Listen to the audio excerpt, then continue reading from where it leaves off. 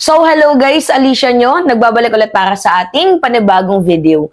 So, mga minamahal, eto, nag-rant na po yung mga bata. Pero, uulitin ko lamang po sa inyo, this is a political ad noong taong 2016, which is, sa akin, isa po itong paalala sa ating mga botante. Kasi, 'di ba, kayong mga matatanda, 'di ba, na may edad sa amin. Kayo yung nagturo sa amin na anak, bawal magnakaw. Anak, masama ang mangupit. Anak, masama ang pumatay. Anak, masama ang manlamang.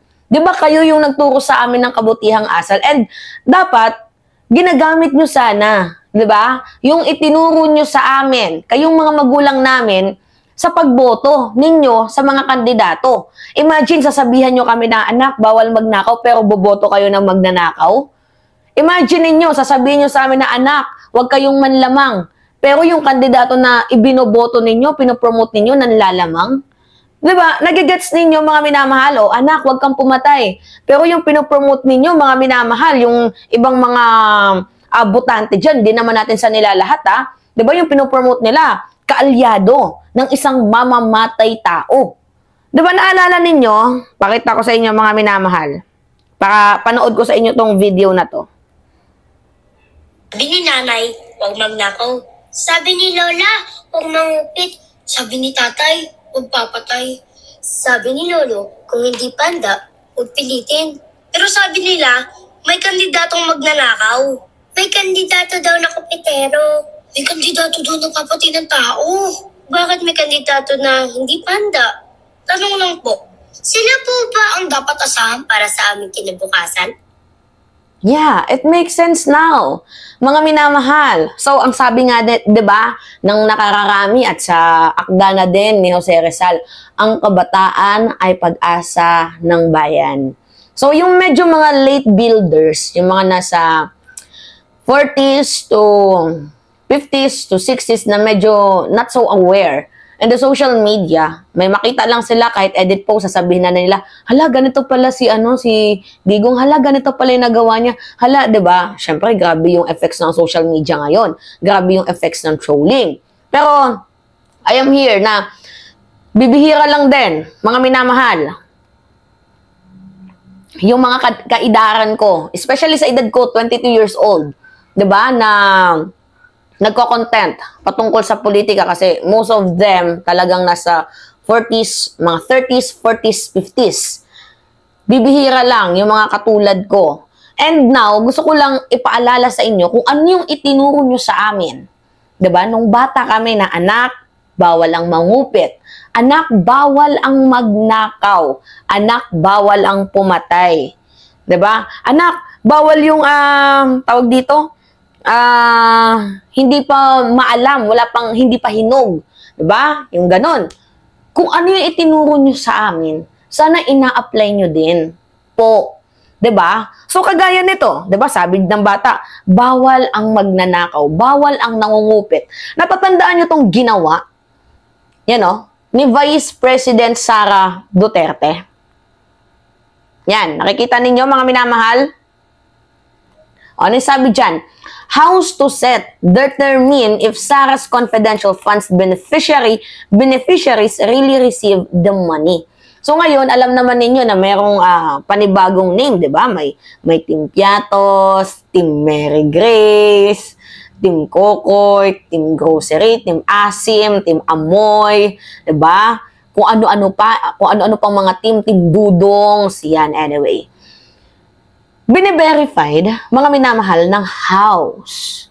Diba? Kung totoong nakaka-receive ba yung mga allegedly name na hindi naman nag-i-exist, diba, ng confidential funds ni Vice President Sara Duterte. So ngayon, if na-verified nila na wala, hindi ba pagnanakaw iyon?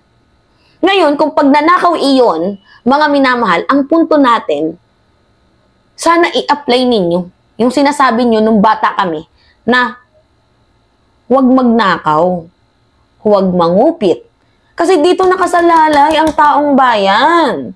Pagdating ng panahon, yung kinabukasan namin, ang nakasalalay dito. Diba? Sabi dito, mga minamahal, the House of Representatives will verify if the individuals listed under the confidential funds disbursement of Vice President Sara Duterte actually receive public funds, particularly those not already flagged as fictitious, will focus on 670 names. Oh my goodness, mga minamahal. From the Office of the Vice President or OVP and 272 from the Department of Education. Totaling of 942 names confirmed to exist by Philippine Statistics Authority. But House Majority Leader Paulo Ortega said verification will focus on the 670 names from the Office of the Vice President, 272 from the Department of Education, totaling 942 names to exist by the Philippine Statistics Authority. So we will do our own mini investigation, but this matter is already at the committee level. So we can make necessary requests. Yan yung sabi ni Ortega. Sabi niya pa, mga minamahal, this moves follows the earlier revelation that significant number of names listed as recipients lack of birth, marriage, or death records. So, 1,322 out of 1,992 in the OVP and 405 out of 677 in DepEd. Sobrang daming pangalan nito, mga minamahal. Earlier, Manila Representative Joel Chua, binabasa ko lang to kasi gusto kong ipaalala sa inyo, mga minamahal, na kung ano nga yung itinuro nyo sa amin yung bata kami, dapat sana i-apply nyo din sa pagboto ng isang politiko. 'Di ba? Chairman of the House Committee on Good Government and Public Accountability, Blue Ribbon, also revealed earlier that 405 out of 677 names listed as beneficiaries of DepEd confidential funds under Duterte have no birth record. A clear indication that names were allegedly fabricated. So kung walang record sa PSA, red flag yun. Mga ghost yun. Ghost employees or ghost beneficiaries. Well, kung sa bagay, sa DepEd nga, nagawa niya, di ba, yung ghost students. Nagawa niya din sa Davao nung siya ay mayor. Yung mga ghost employees na yan. So, hindi na malabo. Kahit pa sa confidential funds, merong ghost. Kasi nagawa na nila. So, same pattern lang ang ginagawa. And ang pansin ko, medyo sa tingin nila, ay maliit lang naman to, 125 million lang naman to. Hindi naman ata to mako-call out. Parang ganon. Diba? So, sabi pa dito, Ortega stressed the importance of confirming whether the individuals identified by the PSA truly exist and receive the disbursements funds. It would be good to know if they actually receive the money or not. So, yun yung magandang malaman. Nag-i-exist ba? Kasi hindi na nga nag-i-exist pero dapat malaman natin kung nakaka-receive ba sila ng pera. Kasi kapag hindi, alam na, meron nang nangyayaring himala, kababalaghan sa pera ng taong bayan.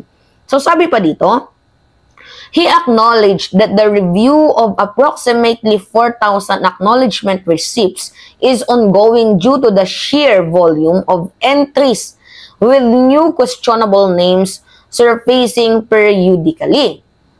There are many names. It's like a never-ending teleserye, little by little. New names are emerging. So again, we have to verify. It's better to certain whether these names have records or not. Yun yung sabi ni Ortega. Pero mga minamahal, anyway, huwag na tayo mag-focus dyan. The POV here, in our content, kayo, yung mga builders, kayo yung nagturo sa amin, di ba? Yung mga oldies na din, na sabi nyo sa amin, pinapayuhan nyo kami nung bata pa kami na huwag magnakaw, di ba? Huwag mangungupit, masama ang pumatay, masama nga ang mga away, di ba? Yan pa nga yung sabi sa, tapos sabi pa nga, kapag may umaway sa'yo, huwag mo na lang patulan, di ba? May mga ganong din magulang. So ngayon, kung na-advisean nyo kami ng ganyan para maging tama ang aming pag-uugali. Ngayon na lumalaki na kami, ngayon na malaki na kami, meron na kaming sariling pag-iisip, bakit hindi na lang kayo makinig sa amin. Kasi hindi naman kami boboto, mga minamahal, especially ako. Hindi ako boboto ng magnanakaw. Hindi ako boboto ng nangungupit. At hindi ko kailanman gustong i-introduce sa inyo na bumoto kayo ng mga senador na kopitero, nangungupit, ganito, ganyan. Walang alam. 'Di ba? So, instead, 'di ba? Total, tinuruan nyo din naman kami at sa inyo namin nakuha yung ganung pag-uugali, dapat sana yung sinusuportahan ninyo, hindi magnanakaw, hindi nangungupit, 'di ba? Yung tipong tinutukoy ninyo sa amin, mga minamahal, na hindi pa handa, 'di ba? Masama ang hindi pa handa. So dapat pinag-iisipan muna. So ngayon may mga ilang senador, mga ilang personalidad na mga hindi pa talaga handa, hilaw pa sa politika. Pero gustong-gusto ninyo because of their fame sa dinadalang pangalan. So, gusto nating tanggalin yung ganong klaseng sistema. So that, mga minamahal, gusto kong ipaalala sa inyo na, 'di ba? Kayo yung nagpaalala sa amin, kami naman ulit ang magre-remind sa inyo ngayong darating na halalan.